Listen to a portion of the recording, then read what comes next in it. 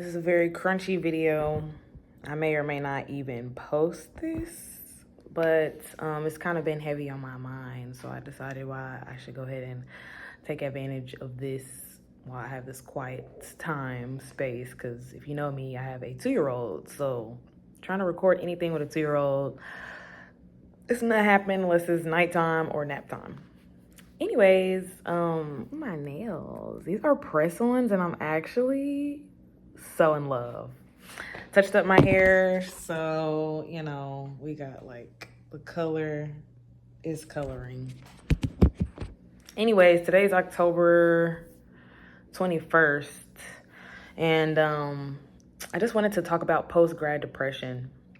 It's something so real that a lot of people go through that I feel like people kind of don't talk about. They keep it to themselves. You kind of hear about it through word of mouth, or maybe like through like a funny comment, someone being funny when they mention it, but it's actually nothing funny about it. Post-grad depression, it comes in many forms. I think we all get so used to being a full-time student. You get so used to juggling for years, juggling different classes. Maybe you work, maybe you're in an organization, maybe you have a passion and you have an outside thing that you do. Maybe you're a parent like I was. Maybe you're also taking care of sick family.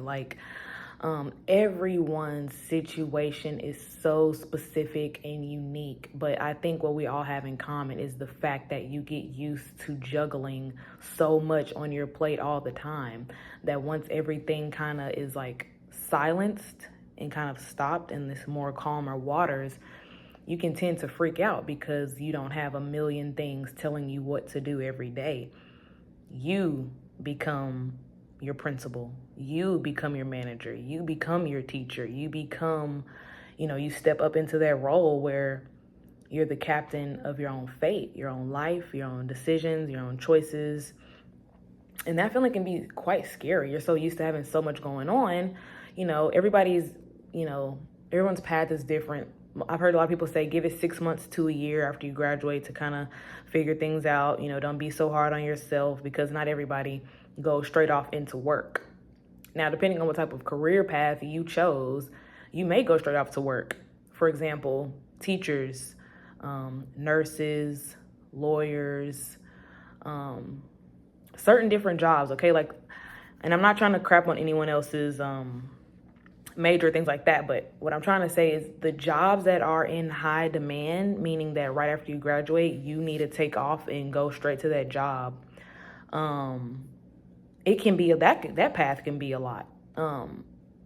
Friends that I've known, different classmates that I've spoken with, even they feel a sense of depression, because it's like, damn, I spent all this time in school studying this thing, and now I'm doing it full time. Like maybe not forever, but it's what I'm doing full time. Some people become miserable in that. Some people become like capsulated. They feel like, dang, like I'm just stuck in this one identity doing this, and maybe I'm not happy doing this anymore. And then you have some people who get sad because they're leaving for work. Now that means you are relocating. You could be going to a new city. You could be going to a new state. So now you have to start your life over from scratch completely. You don't have any friends. You don't know any bars near you. You don't know any hangout locations. You have to completely take your life and start over in that way. And that can cause depression because you're so used to being around that community of people, that network, and then you're taking out to do this career, and it's a whole new ballpark. It's a whole new playing field. That can cause people depression. They become lonely. I just go to work, I'll come home, I don't feel like discovering a new city. Everyone's point of view with that is different. Some people, are homesick. Now they're away from home for the first time or whatever, seriously. And, it's just like, damn, I'm not even with my family. I have to FaceTime, I have to call them. I'm used to being with my family. Now I work this job. I took this job in a new city, in a new state. I have to transition into that. There are different pathways that people tend to go in after you walk the stage and graduate. Some people go straight off to the military after that. Like I said, some people go straight off into those careers that they went to school for. And then you have that other group of people who completely change career paths. They graduate, they get their degree, and then they realize, I don't want to do this anymore. I want to do something else.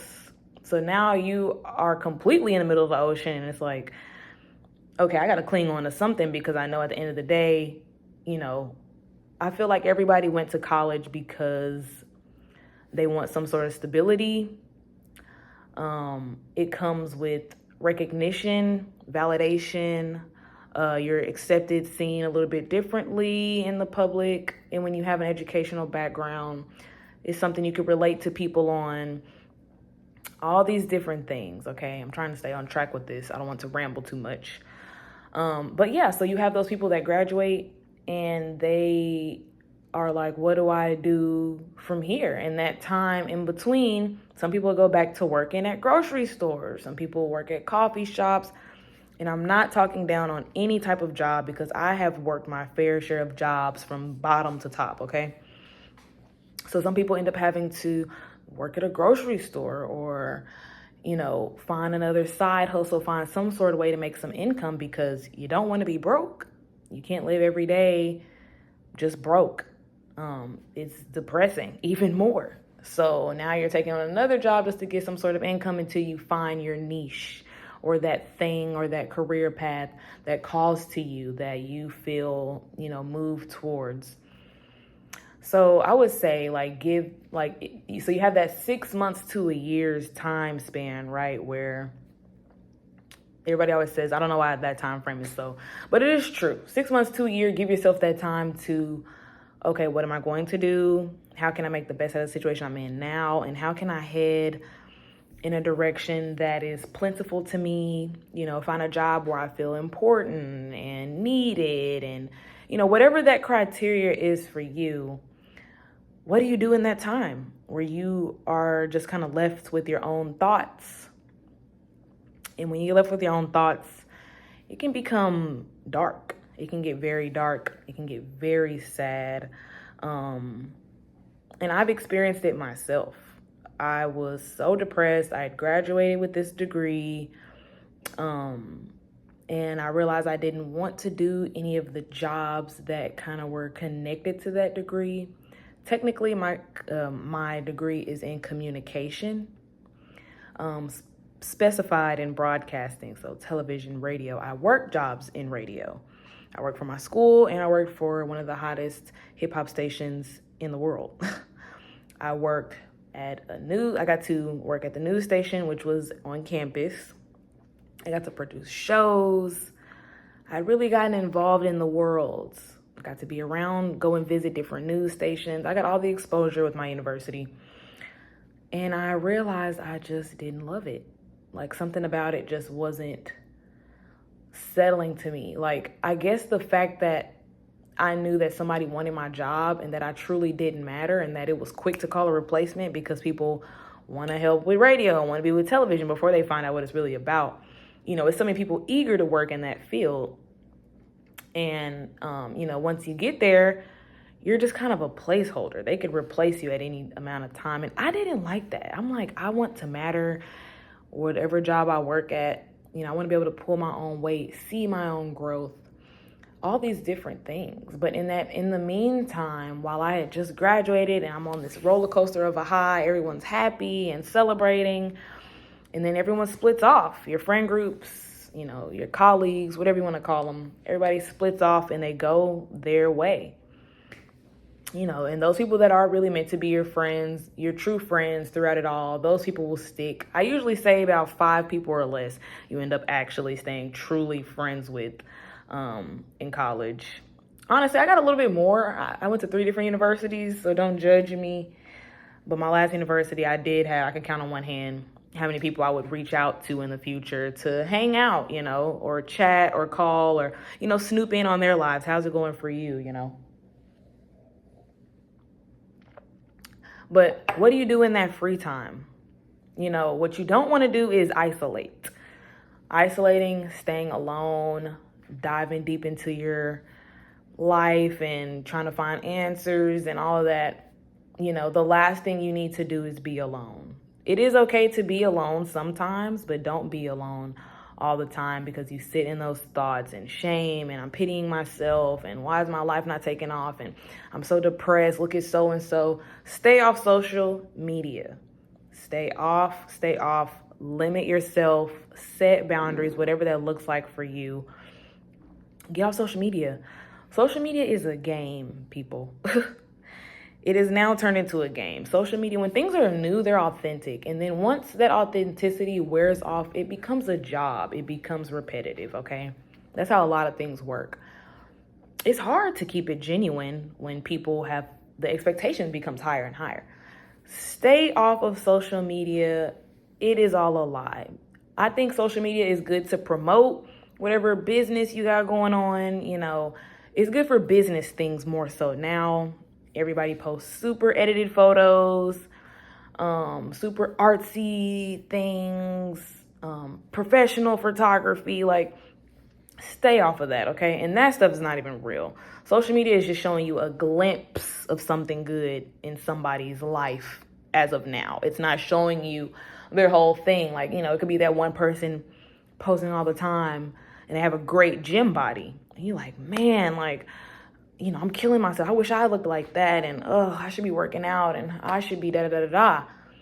And that person gets off social media and maybe they're homeless and they live in their car.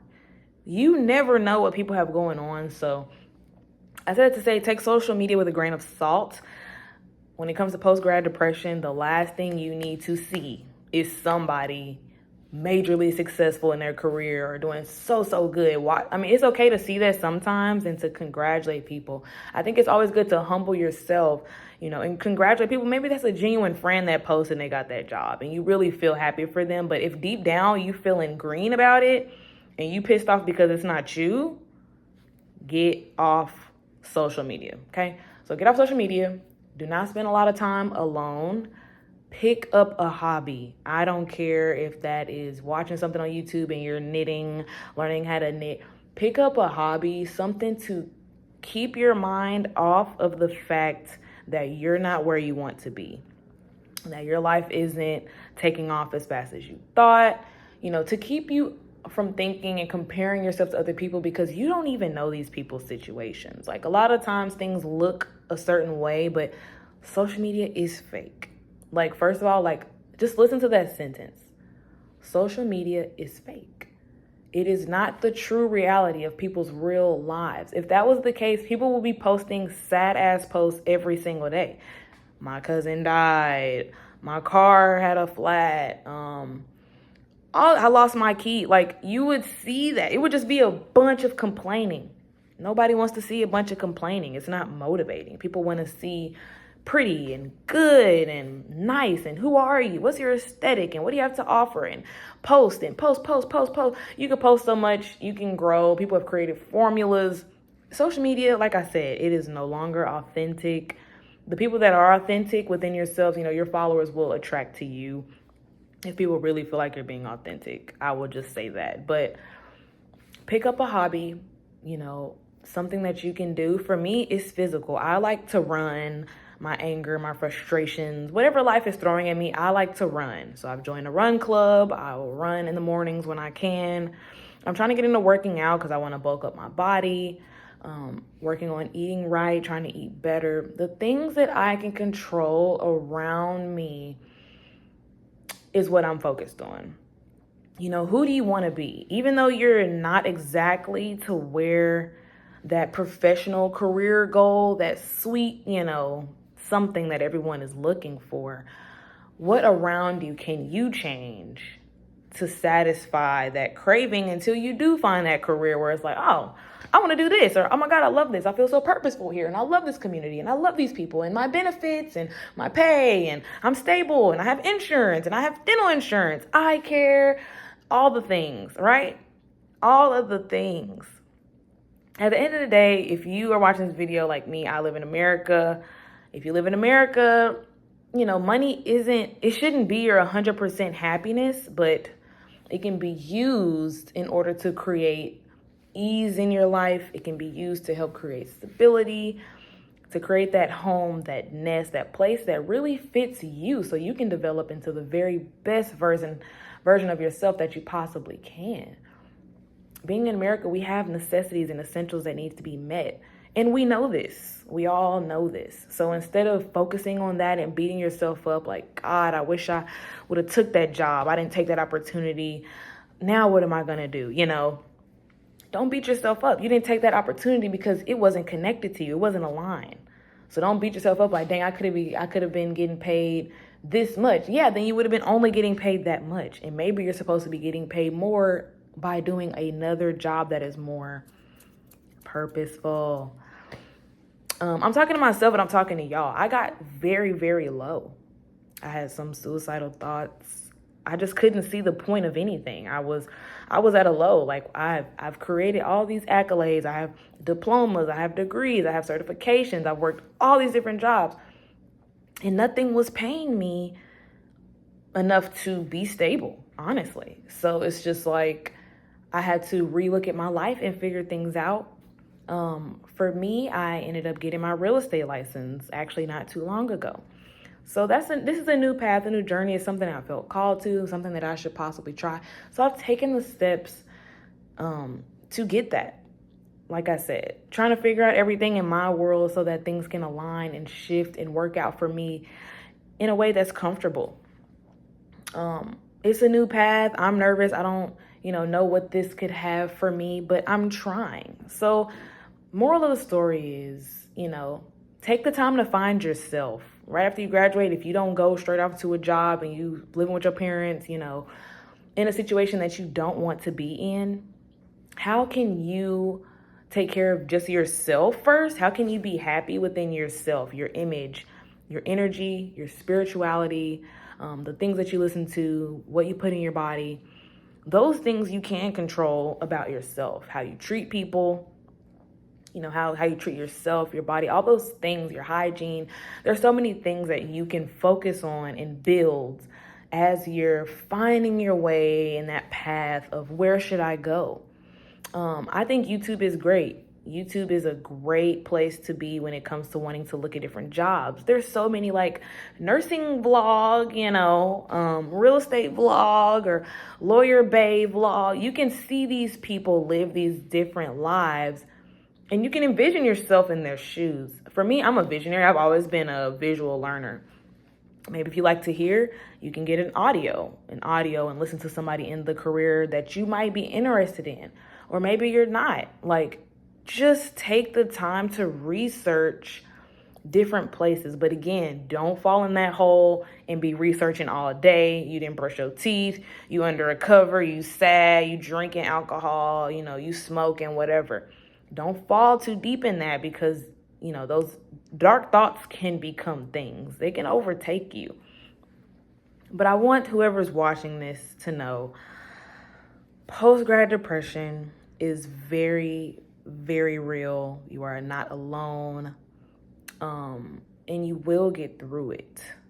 Like I said, go on Instagram, type in whatever city you're in, social groups, city, social groups, whatever you're into, type that in. Don't get stuck on social media, but it's okay to use it for certain things, to find groups in different communities you think you may be interested in. And find some community, find some friends, some fellowship. It may be hard, but you'll have to open up, You have to open up and create that for yourself if that's something you truly want. Going from multiple classes and multiple things being due and all these jobs and you're constantly so used to juggling, once you stop, it's kind of like, damn, dude, all I know is to juggle. What else do I know about myself? Take this time and learn about yourself. We've all been full-time students and wrapped up in having a bunch of things to do. Maybe have you to do. Maybe take the time to focus on yourself. I don't know who I'm speaking to, speaking for. I'm speaking for myself and for other people that could possibly be going through this. Thank you so much for watching so far. If you have, I've been MIA for a while. I cut my hair off. Okay, I pulled a Brittany. I just had a moment because I was just so upset. I'm like, who am I? I was so used to being a full-time student. That was my identity. Oh, I'm a student. Like, I didn't know when I was going to graduate. Some people do know, they're on a 4-year track and they finish. So kudos to you. But a lot of people, majority of people, change their majors multiple times until they find what sticks and then they graduate. It took me 6 years to graduate to get my degree total because I switched around and did different things. So because of that, it took me a total of 6 years until I got my bachelor's degree.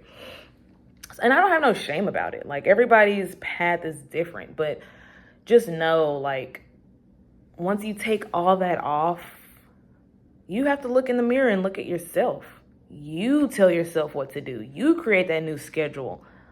Get a planner, get a handwritten planner, get a digital planner, set reminders, whatever. If you want to start changing your life and being different, do what you can do in arm's reach. The things that are, I'm sore. Do what you can do in arm's reach, the things that are around you. Focus on that.